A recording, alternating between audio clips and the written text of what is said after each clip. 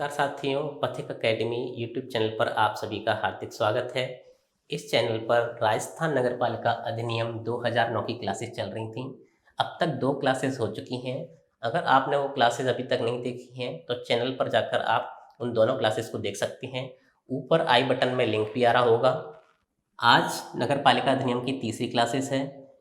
इसमें हम पहले अध्याय में जो महत्वपूर्ण परिभाषा हैं उनकी चर्चा कर रहे थे। इसी कड़ी में आज वित्त से संबंधित महत्वपूर्ण परिभाषाओं का हम अध्ययन करेंगे। तो पहली परिभाषा हमारी आती है संपरीक्षक, जिसको इंग्लिश में हम ऑडिटर भी कहते हैं। तो राजस्थान स्थानीय निधि संपरीक्षा अधिनियम 1954 या 1954 की अधिनियम संख्या 28 में परिभाषित पद को हम संपरीक्षक या ऑडिटर का पद कहते हैं। नेक्स्ट परिभाषा है हमारी तुलन पत्र, जिसको इंग्लिश में बैलेंस शीट भी कहते हैं। तो राजस्थान नगरपालिका अधिनियम की धारा 92 के अधीन तैयार पत्र को हम तुलन पत्र कहेंगे। वित्तीय विवरण तो इसी अधिनियम की धारा 92 के अधीन तैयार किया जाता है, अर्थात तुलन पत्र और वित्तीय विवरण दोनों राजस्थान नगरपालिका अधिनियम की धारा 92 के अधीन तैयार किए जाते हैं। नेक्स्ट हमारी परिभाषा है बजट प्राक्कलन, अर्थात बजट एस्टिमेट। यह इस अधिनियम की धारा 87 के अधीन तैयार किया जाता है। नेक्स्ट परिभाषा हम देखेंगे वित्त आयोग और राज्य वित्त आयोग। ये दोनों परिभाषाएं वही सेम हैं जो भारतीय संविधान में वर्णित हैं। पहले हम देखते हैं वित्त आयोग। तो भारतीय संविधान के अनुच्छेद 243 झा 243 आई झा को हो, और इंग्लिश में अगर हम पूछें तो 243 आई इसे हम कहेंगे के अधीन गठित आयोग वित्त आयोग कहलाएगा।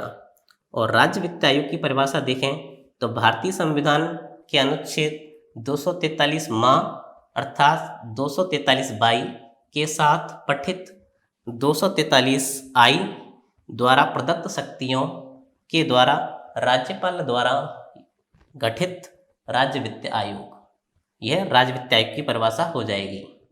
नेक्स्ट हम परिभाषा देखेंगे नगरपालिका निधि। इसका उल्लेख नगरपालिका अधिनियम की धारा 79 में मिलता है। अगली परिभाषा है नगरपालिका लेखा निर्देशिका, म्युनिसिपैलिटी अकाउंटिंग मैनुअल। इसका उल्लेख धारा 91 के अधीन हमको देखने को मिलता है। अगली परिभाषा है हमारी लोक प्रतिभूति, पब्लिक सिक्योरिटीज। केंद्र सरकार, राज्य सरकार या किसी अन्य राज्य सरकार द्वारा जारी प्रतिभूति या फिर राज्य सरकार के आदेश द्वारा प्राधिकृत प्रतिभूतियाँ। लोक प्रतिभूति बेसिकली होती क्या है, इसके बारे में हम चर्चा कर लेते हैं। तो लोक प्रतिभूति वह सरकारी बिल या बॉन्ड होते हैं जिनको सरकार जारी करती है और उसके एवज में वह जनता से पैसे लेती है। जनता इनकी खरीद इसलिए करती है कि वह अपना इन्वेस्टमेंट कर सके, और सरकार इनका विक्रय इसलिए करती है जिससे कि वह अपनी ज़रूरतों के लिए जनता से धन प्राप्त कर सके। नेक्स्ट परिभाषा है हमारी विहित। विहित का अर्थ है अधिनियम द्वारा बनाए गए नियम को हम विहित कहेंगे। नेक्स्ट परिभाषा है कर। तो इस अधिनियम द्वारा उद्ग्रहणीय कोई भी पथकर, रेट, उपकर, फीस या अन्य लाभ इस कर के अंतर्गत सम्मिलित हैं। नेक्स्ट परिभाषा हम देखेंगे राज्य। तो राज्य पुनर्गठन अधिनियम 1956 का केंद्रीय अधिनियम संख्या 37 की धारा 10 के द्वारा गठित राजस्थान राज्य, यह परिभाषा नगरपालिका अधिनियम में राज्य की दी गई है। नेक्स्ट परिभाषा है गांव। तो भारतीय संविधान के अनुच्छेद 243 या 243 जी में परिभाषित गांव। नेक्स्ट परिभाषा है वार्ड। तो अधिनियम की धारा 9 के अधीन बनाया गया वार्ड। नेक्स्ट वार्ड समिति। अधिनियम की धारा 54 के अधीन वार्ड बनाई गई समिति वार्ड समिति कहलाएगी। संक्रमणशील क्षेत्र। संविधान के अनुच्छेद 243 था या 243 क्यू में परिभाषित क्षेत्र को संक्रमणशील क्षेत्र कहा जाएगा। नेक्स्ट परिभाषा है हमारी पूर्ण संख्या। तो नगर पालिका के सभी सदस्यों की संख्या जिसमें धारा 6 जिसकी उपधारा 1 के खंड का के उपखंड 2 के अधीन मनोनीत सदस्यों को छोड़कर तत्समय पद को धारण करने वाले सदस्यों की संख्या पूर्ण संख्या कहलाएगी। इसका अर्थ यह निकलता है कि पूर्ण संख्या में हम नगर पालिका के सभी सदस्यों की संख्या को इंक्लूड करेंगे जो निर्वाचित होकर आए हैं, उनमें से हम मनोनीत सदस्यों की संख्या को हटा देंगे, केवल निर्वाचित सदस्यों की संख्या ही पूर्ण संख्या के अंतर्गत आएगी।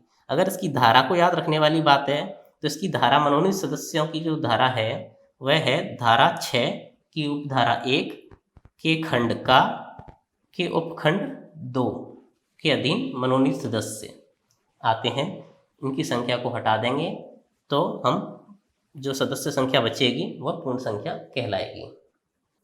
आज की क्लास में हमने विभिन्न धाराओं का अध्ययन किया है। एक बार उन सभी धाराओं का रिवीजन पुनः कर लेते हैं।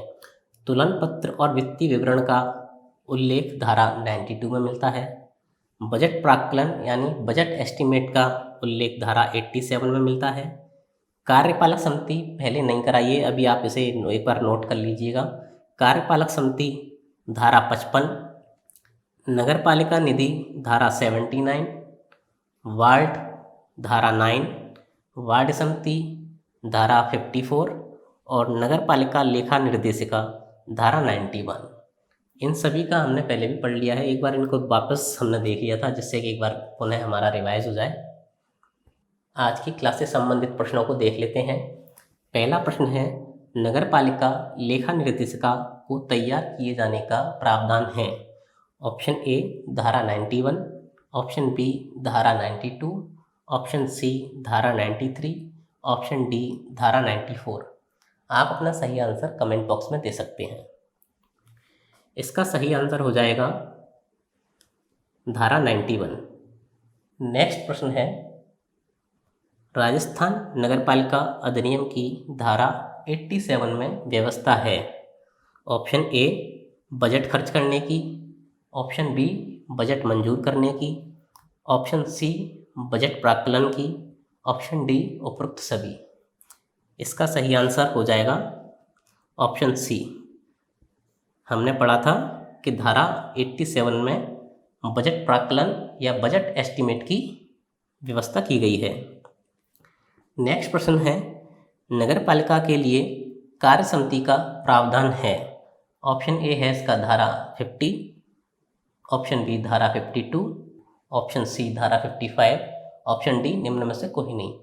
इसका आंसर भी आप हमें कमेंट बॉक्स में देख सकते हैं। इसका सही आंसर हो जाएगा धारा 55। तो कार्य समिति का प्रावधान धारा 55 में दिया गया है। अगर आज की क्लास आपको पसंद आई हो तो इस वीडियो को ज़रूर लाइक करें। इसी तरह की वीडियो प्राप्त करने के लिए पथिक अकेडमी यूट्यूब चैनल को सब्सक्राइब करें। आपका वीडियो देखने के लिए बहुत बहुत धन्यवाद।